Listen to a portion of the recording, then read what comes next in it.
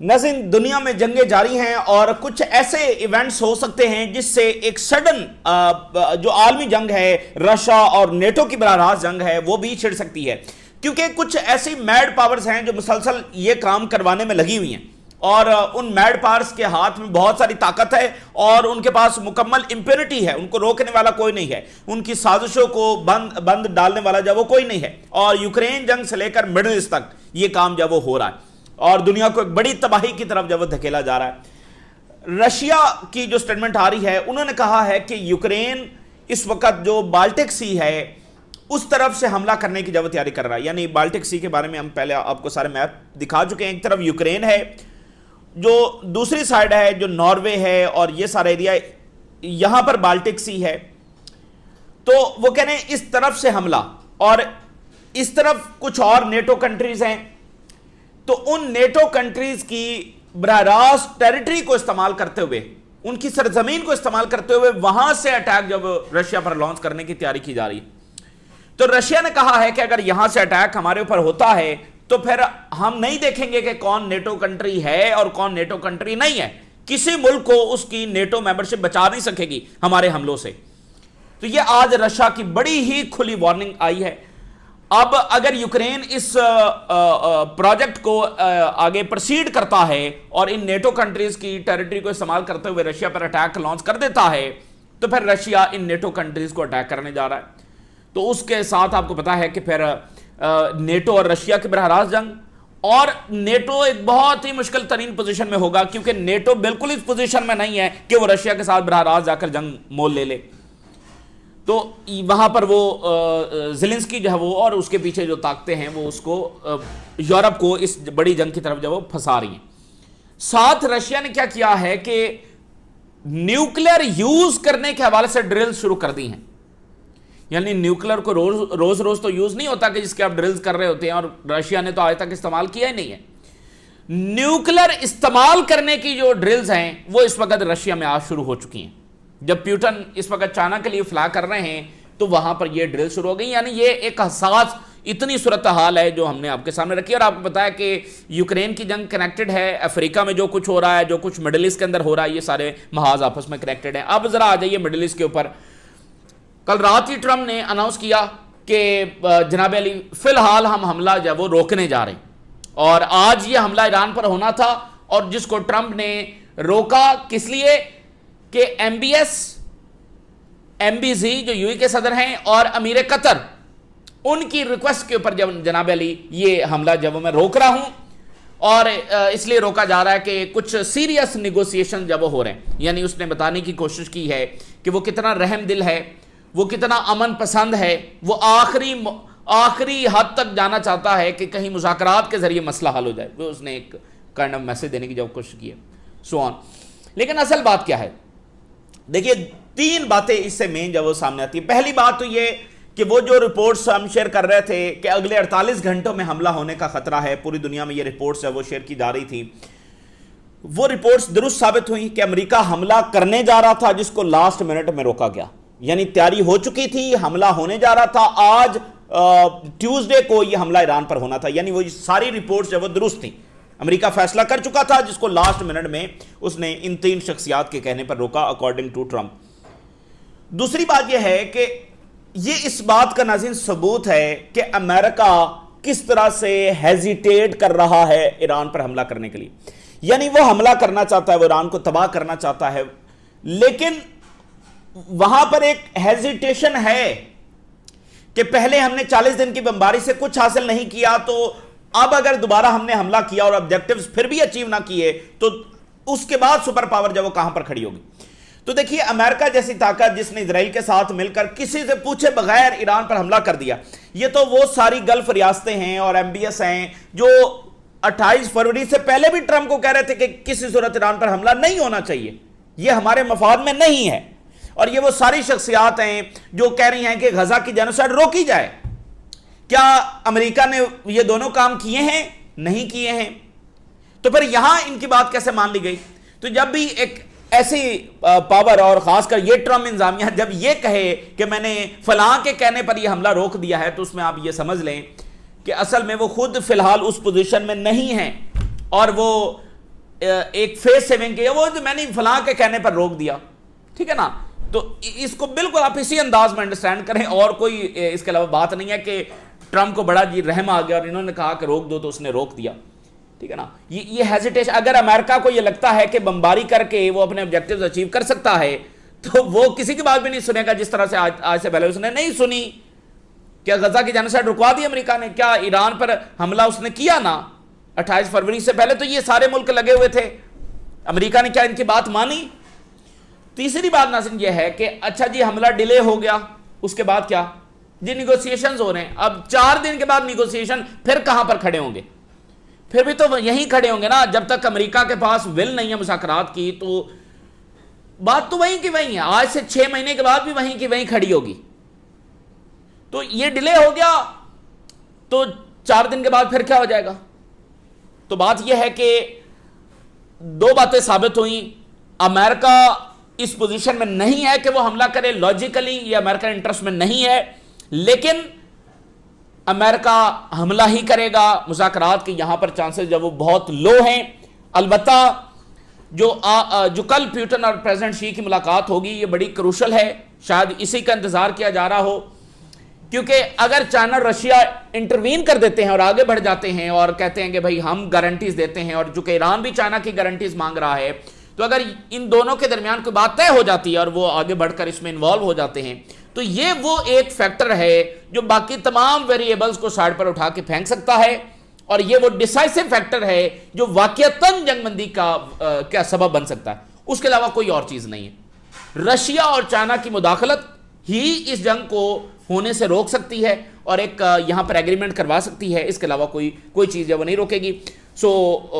لگتا ہے کہ شاید یہ اس ملاقات کا انتظار جو کیا جا رہا ہو، بٹ آپ کو یہ ثابت ہو گیا، آپ نے امریکہ کا ذہن پڑھ لیا کہ وہ حملہ ہی کرنے جا رہے ہیں.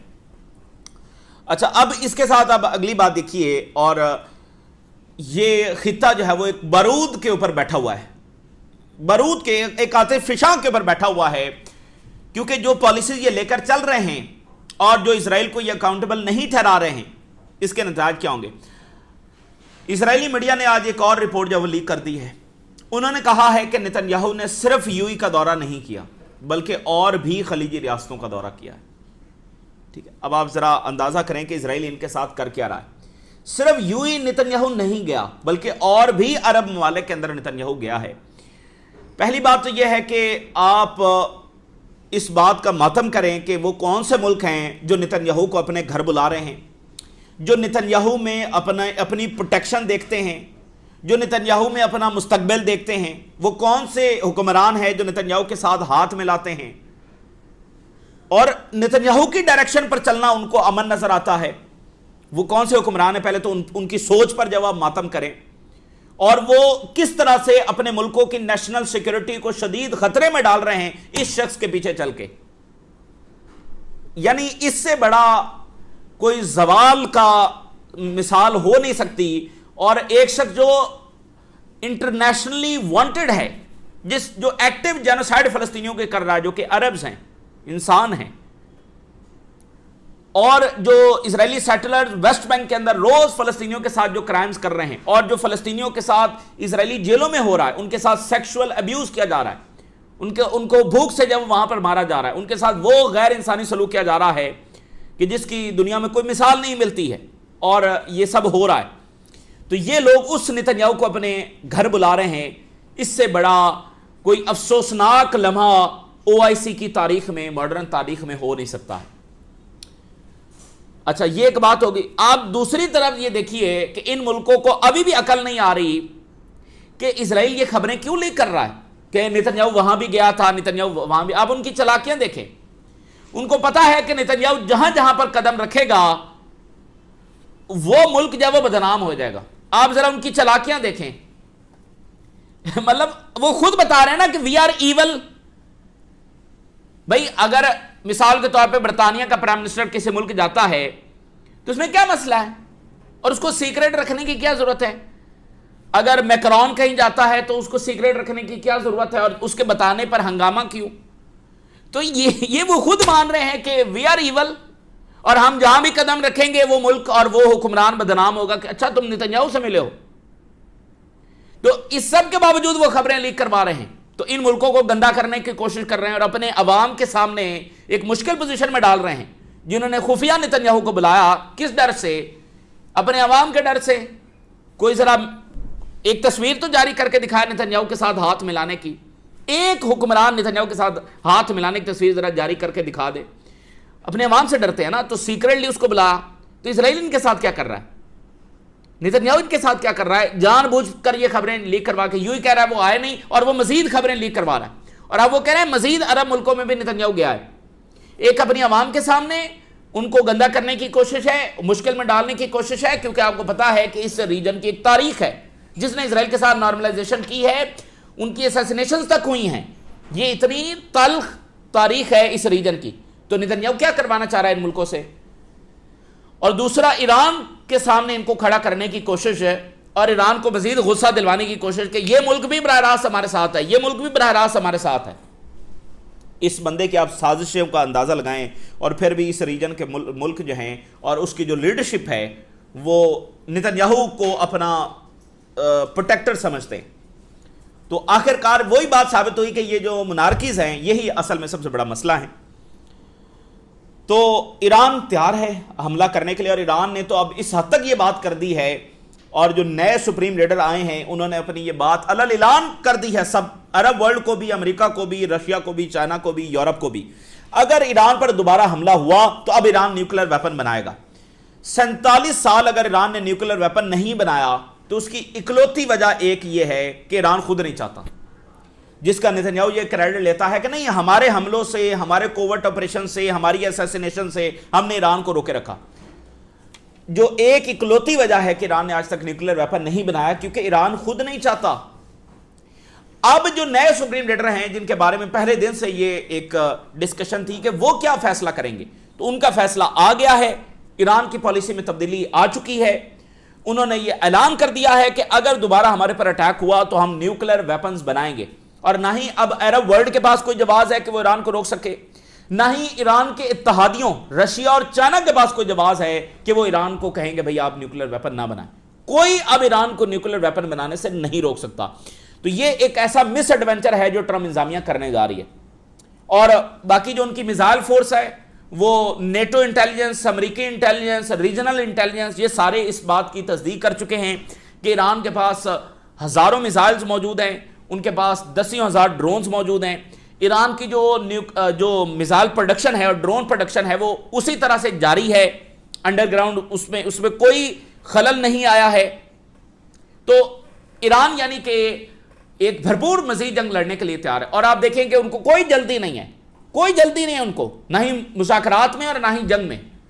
وہ ایک لمبی ایک وار آف اٹریشن کے لیے تیار ہیں. ڈیسپریشن آپ کو ٹرمپ میں نظر آئے گی. جلدی کرو، صبح جو ہے وہ مذاکرات کرو، شام کو کرو. ڈیسپریشن آپ کو ٹرمپ میں نظر آئے گی، ایران میں یہ نظر نہیں آئے گی. سب سے بڑی بات کہ ایران نیوکلیر ویپن بنائے گا. دوسری بات یہ ہے کہ ان کے میزائل، ان کے ڈرونز وہ سارے تیار ہیں. اسٹریٹ آف ہرمز کے حوالے سے آج انہوں نے اناؤنس کیا ہے کہ آپ بھول جائیں کہ یہ پہلی کنڈیشن میں کبھی واپس جائے گا، یہ اب ہمارے کنٹرول میں ہی رہے گا. اور ادھر سے یہ دیکھیں کہ باب المندب وہ بند ہو سکتا ہے.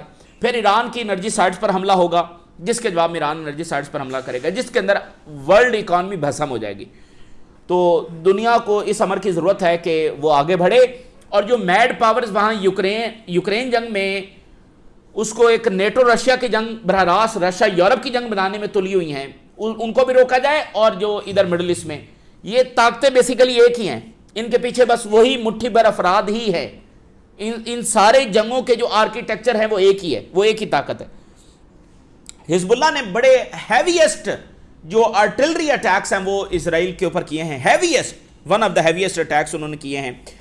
اور حزب اللہ اور جو لیبنیز گورنمنٹ ہے اس کے اندر تلخی بڑھتی چلی جا رہی ہے. آج حزب اللہ نے لیبنیز گورنمنٹ کو وارن کیا ہے کہ جو اسرائیل کے ساتھ تم تعاون بڑھا رہے ہو اس کا بڑا کیٹاسٹرافک نتیجہ نکلے گا. یہ آج کی بڑی سخت ترین دھمکی ہے. اور آپ کو پتا ہے کہ لیبنن کے کانسٹیٹیوشن میں یہ لکھا ہوا ہے کہ اسرائیل کے ساتھ کوئی نیگوسیشنز ڈائریکٹ نہیں ہوں گے، کوئی اس کے ساتھ جا کر ہاتھ نہیں ملائے گا. اور یہ ڈائریکٹ نیگوسیشن کر رہے ہیں، دیٹ مینس کہ یہ اینٹی کانسٹیٹیوشنل ہے. اور جب اسرائیلی فوج گھسی ہوئی ہے، وہ بمباری کر رہے ہیں، وہ پیرامیڈکس کو نہیں چھوڑ رہے ہیں، وہ ہسپتالوں اسکولوں کو نہیں چھوڑ رہے ہیں، اور وہ بم گرا رہے ہیں جو کہ ممنوع ہیں. مطلب انتہائی खौफनाक बमबारी वो कर रहे हैं, उसके बावजूद तो हिजबुल्लाह और लेबनीज गवर्नमेंट के दरमियान मामला बड़े तल्ख हो रहे हैं। ये पूरा खित्ता आप देखें ना कि एक आतिश फिशांग के ऊपर बैठा हुआ है, ये कब एक्सप्लोड हो जाए पता भी नहीं चलना। इसलिए बहुत जरूरत इस अमर की है कि ये मुल्क अंडरस्टैंडिंग आपस में भी करें और रशिया और चाइना भी इंटरवीन करें। अच्छा, जो क्यूबा है, क्यूबा अब अगला मैदान जंग है, वहां पर कोई भी एडवेंचर ट्रंप किसी भी वक्त कर सकते हैं। आज चाइना का स्टेटमेंट क्यूबा के ऊपर आ गया है, उन्होंने कहा कि हम मुतालबा करते हैं कि फौरी जो क्यूबा का ब्लॉकेड है उसको खोला जाए फौरी तौर पर। तो चाइना ने वहां पर भी अपनी जो एक इंटरवेंशन है वो आज जाहिर की है। सबसे पहले मैं हेडलाइंस आपके साथ शेयर करता हूं कि लॉजिकली अमेरिका की ना ये जंग बनती है और एक और एडवेंचर उनको अपने डिक्लाइन में मजीद लेकर जाएगा, इससे उनके कोई ऑब्जेक्टिव्स हासिल नहीं होंगे। आप देखिए कि इस जंग से पहले कोई स्ट्रेट ऑफ हॉर्मज़ अंडर डिस्कशन नहीं था, जंग के बाद सारी डिस्कशन स्ट्रेट ऑफ हॉर्मज़ के ऊपर हो रही है। क्यों? क्योंकि ईरान ने वो गेन किया, यानी जो चीज उनके पास पहले नहीं थी वो उन्होंने मजीद हासिल की है। तो एक और राउंड के बाद अमेरिका बेहतर पोजीशन में मौजूद होगा, ये भूल जाएं आप। ईरान इससे भी शायद ज्यादा लेवरेज वाली पोजीशन में मौजूद हो और जो अमेरिकन क्रेडिबिलिटी है वो मजीद डैमेज होगी इस रीजन के अंदर। और आप देखेंगे इस जंग को बाकी अमेरिका के इत्तेहादी भी स्टडी कर रहे हैं कि ये बेसिस तो वबाले जान है और ये प्रोटेक्शन नहीं कर सकती। तो जो मैं सबूत आपके सामने रखना चाहता हूं, आज खबर यह है कि अमेरिका की जो जंग की कॉस्ट है, जो पेंटागन ने कांग्रेस में $25 बिलियन बताई, जो कि बहुत ज्यादा है $25 बिलियन, आज रिपोर्ट यह है कि वो $85 बिलियन से क्रॉस कर रही है। $85 बिलियन को क्रॉस कर रही है, जो पेंटागन $25 बिलियन बता रहा है, जो कि वो भी बहुत है। इस जंग को जिसको ये चुटकी भर वाली जंग कह रहे थे, इजी वन वॉर कह रहे थे, $25 बिलियन तो झोंके ना। आज रिपोर्ट यह है कि वो असल में $85 बिलियन, और ये मिलिट्री का जो एक्सपेंडिचर है, जो बम बारूद चलाया है, जो वहां पर डिप्लॉयमेंट का खर्चा है, जो इंटरसेप्टर इस्तेमाल किए हैं, दिस इज $85 बिलियन। और जो फाइनेंशियल टाइम की कल रिपोर्ट थी कि $40 अरब अमेरिकन ने एनर्जी प्राइसेस में एक्स्ट्रा दिए, वो अलग बात है। जो स्टॉक मार्केट से निकल गए वो अलग हैं, जो ग्रोथ रुकेगी वो पैसा अलग है। तो इसको आप इकट्ठा करते चले जाएं। और जो अमेरिका की क्रेडिबिलिटी अपने इत्तेहादियों के सामने डैमेज हुई है, और जो अमेरिकन टेक्नोलॉजी का भुरकस निकला है, उसका तो कोई कैलकुलेशन है ही नहीं, उसकी तो कोई कीमत है ही नहीं। तो आप ये कैलकुलेट करते चले जाएं तो ये $1 ट्रिलियन वॉर बनेगी। अमेरिका ने अपने बेबी के लिए इतने पैसे झोंक दिए हैं जिससे वो अपने मुल्क में गुर्बत खत्म कर सकते हैं। अब तो आप देखिएगा उनके जो बड़े बड़े सिटीज हैं वहां पर आपको होमलेस पीपल नजर आएंगे। ट्रंप जैसे शख्स को अमेरिकन सिर्फ इस बात पर लेकर आए, यानी ट्रंप जैसे शख्स को भी उन्होंने कबूल कर लिया कि हमारे ये जो डोमेस्टिक मसाले हैं इसको हल किया जाए, इसके लिए उन्होंने ट्रंप जैसे बंदे को भी कबूल कर लिया, जिसने भी आकर उनको धोखा दिया। यानी वो बाकियों से इतने उकताए हुए थे कि वो ट्रंप जैसे बंदे को ही ले आए, लेकिन उसने वो काम नहीं किए जो जिसके लिए उसको लाया गया था। यानी डोमेस्टिक मसाइल वहां पर अब बहुत शिद्दत इख्तियार कर रहे हैं। कहने को वो अमीर तरीन मुल्क है, लेकिन वहां पर जो इकोनॉमिक मसाइल हैं वो बढ़ते चले जा रहे हैं। Health, education. अब न्यूयॉर्क का जो इलेक्शन आपके सामने है, सारा इलेक्शन इस बात पर हुआ है कि हमें बेबी केयर, हमें जनाब अली जो है वो health, education, transport, cost of living, सारा इलेक्शन ही इसके ऊपर हुआ है। और न्यूयॉर्क दुनिया का अमीर तरीन शहर, और उसकी जरा आप जीडीपी तो देखें कितनी है, गालबन $2.2 ट्रिलियन। ठीक है, ये न्यूयॉर्क की हालत है। तो उनके अमीर होने में कोई शक नहीं है, लेकिन ये इकोनॉमिक मसाइल हैं जो वहां पर आ चुके हैं। तो इतने पैसे से तो अमेरिका में जो सारी गुर्बत है और ये हेल्थ और एजुकेशन, ये सारे मसाइल, और होमलेस पीपल का मसला, ये डे केयर का मसला, ये सारा जो है वो हल किया जा सकता है। वहाँ पर आपको पता है, ज़ाहिर है अपनी अपनी सोसाइटीज़ हैं, तो वहाँ पर चूँकि मर्द और औरत दोनों काम करते हैं, पेरेंट्स यानी दोनों काम पर जाते हैं, तो जो बेबी है उसको बेबी केयर में वहाँ पर जो इंस्टीट्यूशंस बने हुए हैं, इदारे बने हुए, वहाँ पर वो छोड़ कर जाते हैं, तो उसकी अलग फ़ी है। इस पर वहाँ पर एक बड़ा मसला है कि उधर अच्छे खासे पैसे उधर देने पड़ जाते हैं, फिर आपके किराए हैं, फिर आपके ट्रैवलिंग है, वो सारा उधर जब वो आपकी कमाई जब चली जाती है, ये वहाँ पर बड़ा मसला है। तो اب اگلی خبر بھی سنیے. U S next generation missile interceptor deployment delayed until 2030.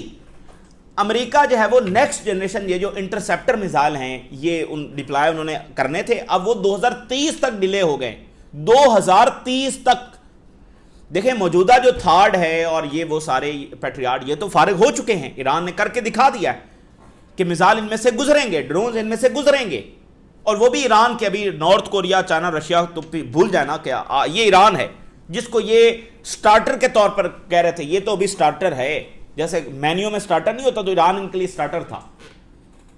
تو یہ انٹرسپٹر سسٹم تو ان کا فارغ ہو گیا.